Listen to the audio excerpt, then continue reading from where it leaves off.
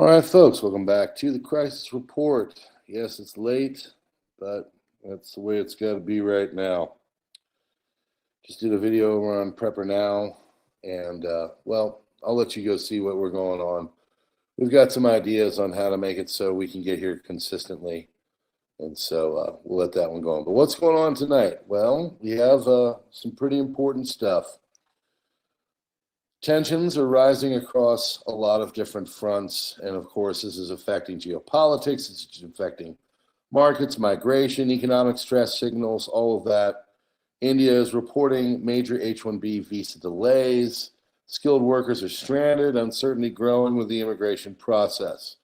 Trump is preparing direct talks with Netanyahu, Zelensky, and Putin, and there was a massive strike on Kiev, pushing the Ukraine war into dangerous new phases.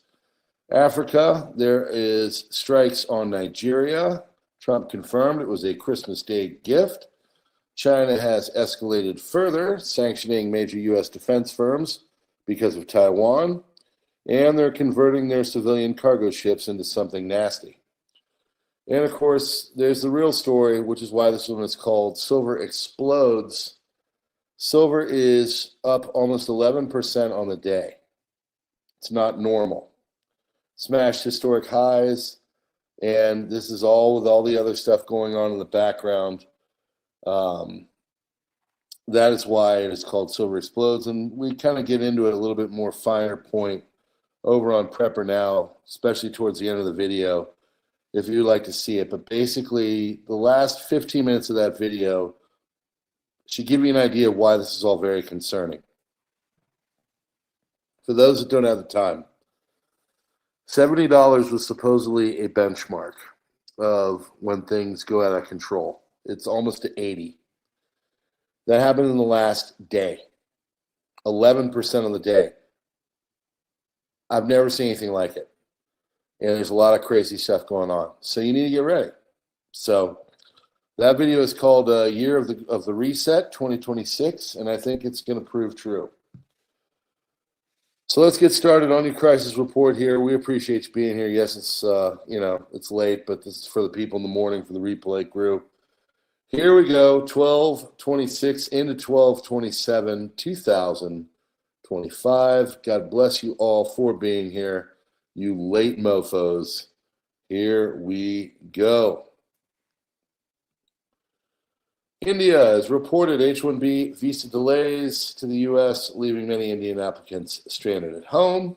President Trump is scheduling talks with Benjamin Netanyahu, Volodymyr Zelensky, and, of course, Mr. Putin, trying to get some world peace going.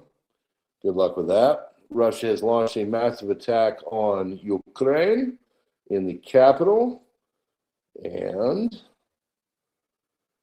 Trump says he has intentionally bombed Nigeria on Christmas Day because, well, it's a Christmas present to them that he would like to give them. So, yeah. Argentina has recorded negative foreign investment for the first time in over 2 decades. And Fed has injected $2.5 billion into the U.S. banking system via the overnight repos. Total liquidity added this year, $120 billion. That is much higher than any other time ever. So,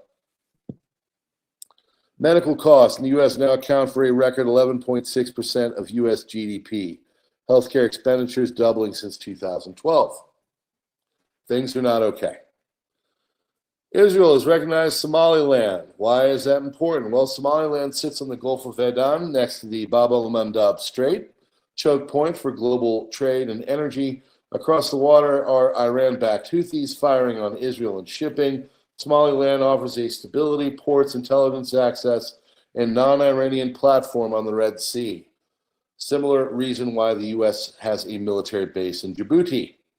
Somaliland in the Horn of Africa traces its roots to ancient Punt and Islamic sultanates because a British protectorate became a British protectorate in 1887, gained independence in 1960 before uniting with Italian Somaliland to form Somalia. Under Siad Barre's regime in the 1970s and 80s, Northern Isaac clans faced repression, leading to a CW. In 1991, declared independence, establishing a stable democracy, though unrecognized internationally. Two key elements are standing out in this decision to recognize Somaliland: Turkey and the Houthis. Israel's move is nothing short of a direct message to Erdogan at a time when tensions between Israel and Ankara are clearly approaching a peak. In recent years, Turkey has dramatically expanded its ties with Somalia, including deep military cooperation and even established a military port there.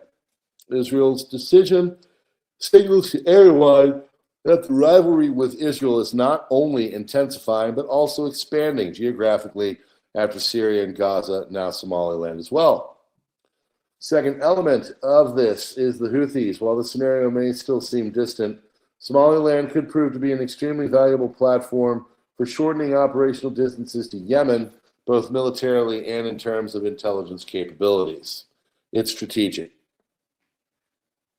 China has announced sanctions against 20 U.S. defense-linked companies and 10 senior executives a week after Washington announced a record $11.1 billion arms package to Taiwan. Measure includes freezing the targeted companies' assets in China and banning sanctioned individuals and organizations from conducting business or entering the country. Among the companies affected are Northrop Grumman Systems Corporation, L3 Harris Maritime Services, Lazarus AI, and Boeing's St. Louis-based defense unit. Sanctioned individuals including Palmer Luckey, founder of Anduril Industries. According to a private source familiar with the U.S. operation against the Islamic State in Nigeria, several strikes were launched, but most of the individuals and groups targeted were missed, and the actual damage inflicted remains mostly unknown. Most strikes are being planned for in the coming days. This was likely a symbolic start to official U.S. operations in Nigeria, which began on Christmas Day. The operational results of the strikes are not significant, but much is expected soon, not only in the Northwest, but in the Northeast as well. Coming strikes are also expected to be carried out by an American UAV, probably an MQ-9 Reaper drone. U.S. Department of War released a video from the missile launch, seemingly from a ship, which targeted the Islamic State Sahel province in Sokoto State, northwest Nigeria. China transforms container feeders into arsenal vessels, according to Mariner News. Is revealing that China's arsenal ship strategy is taking an unconventional turn. People's Liberation Army, or PLA, reportedly transformed a standard container feeder, Zhongda 79, into a vessel equipped with significant missile capabilities. A surprising development underscores China's aggressive approach to bolstering its naval power in the Western Pacific, posing new challenges for regional sea control. Zhongda 79 transform revealed means that originally a 320-foot container feeder has undergone a secretive refit. Imagery from Shanghai shows the ship now outfitted with multiple rows of quad-packed containerized vertical launch systems, or VLS, missile cells, strikingly resembling a frigate's armament. Experts estimate this converted vessel could carry between 48 and 60 of the VLS cells, indicating a substantial increase in its combat potential. And its implications for naval power, while the innovative use of civilian vessel for military purposes highlights China's adaptive maritime strategy. By converting a commonplace ship into a missile vessel, PLA Navy can rapidly expand its combatant fleet, potentially circumventing traditional shipbuilding timelines. This move further complicates the U.S. Navy's efforts to maintain sea control in this vital region, showcasing China's commitment to modernizing its forces and projecting naval might. Emergence of such a Chinese arsenal vessel signifies a notable shift in the naval maritime capabilities. Royal Thai Army's First Army Region has begun moving heavy military equipment into the Aranyam Pratet district of Thailand's Sao province, around the area opposite the Cambodian city of Poi Phet. I've been there. It is a place of poverty, but there are a lot of people there. So that's a problem. Several women are assaulted with a bladed weapon in Paris on Metro Line 3. Incidents occurred this Friday between 4:15 p.m. and 4:45. Attacker fled the scene and currently is being sought by authorities. Right there is La Parisienne, if you'd like to see it for your own self. And here on the crisis report, we are giving you a complete and total just outlay of what we do here. It is on the Substack if you would like to join us for free, or you can give us a little bit of money. We are growing. We would love to see you grow even further. So if you want to have all this into your inbox once a day, twice a day, whatever it turns out to be, we would love to have you join up. And you can follow these links like this one right here called Open Source Zone and others, where you can go down and maybe find some new channels or new information sources, but we put it all here together for you. We're also brought to you by Augusta Precious Metals. If you're looking to put your 401k or IRA into that, and well, at the end of this broadcast, you're going to be learning a lot about the finances.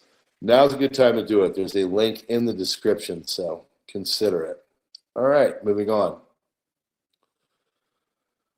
Prime Minister Sanae Takaichi's approval rating amongst Gen Z, well, approves 92%, disapproves 7%. She's doing well. In the U.S., more than 1,600 flights were canceled. About 19,000 flights were delayed due to snowfall, according to Bloomberg. Wallace, Idaho, emergency radio traffic indicates medical units are en route amid reports of a possible active shooter near the Shoshone County Sheriff's Office. I have not heard anything since. Saudi Arabia is absolute support for Somalia's sovereignty and territorial integrity, expresses its rejection of the declaration of mutual recognition between the Israeli occupation authorities and the Somaliland region, as stated in the Saudi statement, since this establishes new unilateral separatist steps that contradict international law. They're butthurt because it hurts what they like to have going on there. Zona Mamdani has appointed Lillian Bonsignor as the new FDNY commissioner. Never served as a firefighter, but doesn't matter because she is part of the Rainbow Coalition who will serve as the FDNY's first openly gay commissioner, and Lord knows that's what matters. How did that work for Los Angeles? Well, we all know, and Lord knows what you do in your bedrooms is the most important thing out there in the public because it definitely dictates how awesome of a human you are, all right? Cool, good talk. U.S. could be well positioned to benefit from a mercantilist international monetary system, or it could collapse. It depends entirely on how economic interests are managed through the turbulent restructuring period. And friends, you are in a turbulent restructuring period, and we're just getting started. Cryptocurrency will prevent nations from implementing Soviet-style capital controls, even under draconian AI agents and legal enforcement. Wealthy still will want their wealth somewhere. Government agents can't get it. Unable to control digital wealth, nations will be forced to do something else. Limit physical trade and travel. American tariffs created by Trump are just a small taste of how that will all look in this landscape that's to come. Border tariffs and import-export duties may become onerous for physical goods and services. It will be the only way for post-fiat monetary systems to maintain internal solvency, and that's where we're going. Reduce the trade in goods to slow the flow of capital out of nation. Same goes for people immigrating. Freedom of movement will sound insane in those few generations hence, not because of the risks where the borders are open to foreigners, but because foreign nations permitted their own people to leave so freely.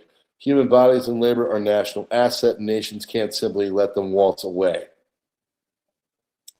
And like other dynasties before, the best way to position oneself as a manager of critical resources, weapons, or smelting, food, farming, water, or electrical infrastructure. Biotech is likely to be a growth economy, but it'll be highly competitive. The guy who maintains the steel smelters will have a lot of say over who gets prioritized and who doesn't. Militarily, nations will look to automate their combat forces and protect human resources. People are expensive and irreplaceable, but combat logistics eat resources too for even modern superpowers to keep up with. There will be a push towards localization and combat production, which means a strong tax base, which means heavy tariffs and some form of travel controls. If you're not in an upper class in the next 60 years, there's a high likelihood that your lineage will continue to propagate that economic level that you are at now. In the next 60 years, it's a high likelihood that your lineage, should it not move into the upper classes, will continue to propagate that economic level that you are at now. For the most valuable luxury of the 21st century is physical space. The most valuable luxury of the 22nd likely to be freedom of movement and travel. Hopefully it doesn't end up looking like that.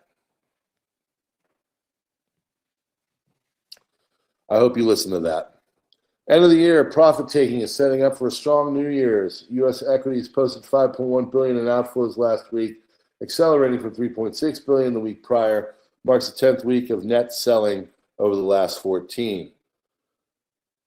This is absolutely insane. This morning, the U.S. government was selling platinum coins on the U.S. Mint website for $23.45 an ounce. 6:30 a.m. Eastern, platinum prices surged above, rising to a high of $24.70. The U.S. continued selling these coins at $23.45, or 5% below the market price. Traders realized this. They began buying these coins, which could then be sold for 5% more. Likely cost the U.S. millions of dollars, depending on how many coins were sold before the U.S. Mint realized the discrepancy. Precious metals rally has entered U.S. government arbitrage mode. Look that up. Not even the U.S. Mint saw this coming. Things are strange. Prepare accordingly. Magnificent Seven stocks are up 27% year to date and on track for their third consecutive annual gain. Following the rallies of 107% in 2023, 67% in 2024, start of 2023, the group's share prices have surged 338%, driving gains across the entire market. Things are strange. There's no more fitting ending to 2025 than silver coming out of a left field and nearly surpassing NVIDIA in total market cap. Not because NVIDIA is down, because silver is up just that much more, because your dollar is down. Medical costs in the U.S. now account for a record 11.6% U.S. GDP. Healthcare expenditures doubled since 2012. Comes as consumer spending on healthcare services rose to $3.6 trillion in quarter 3 2025, an all-time high. As a result, healthcare now represents, well, it's bad. Silver prices extend gains over 10% on the day, now above 79 an ounce, still rising. It's probably almost to 80. Took 90 minutes, folks. It took 90 minutes to go from $78 to $79. That is not normal. North Korea has unveiled what it claims is a nuclear-powered strategic guided missile submarine, marking a dramatic escalation in the country's military ambitions. And silver just smashed $82, and the LBMA may be done for. Is this end of fiat pricing and the beginning of three-digit silver?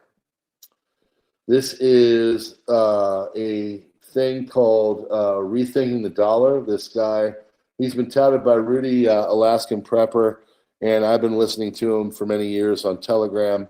He's very good. Check him out. That, my friends, is your crisis report for I guess, December 26th into the 27th. Yeah, something like that. So, yeah, you might want to be doing the things. This is bad. Where things are going from here, I don't know. But we've got major issues going on in the financial markets, and you might want to act accordingly, whatever that may look like. I'm trying to get things done with this house. All I can say is I know that God is real, because what we're going through and doing right now is incredibly hectic and problematic. But I know when we get on the other side, it's going to be the smart move. I hope you're doing smart moves too. Consider becoming a member here. Consider joining us on Subscribe Star and Locals. Consider us on all of your information needs, as we are the most comprehensive news on YouTube. We'll tell you everything in a very short form analysis and we hope that you will join us again on the next one. God bless you all, and have a wonderful night. PrepperNow and the Crisis Report out.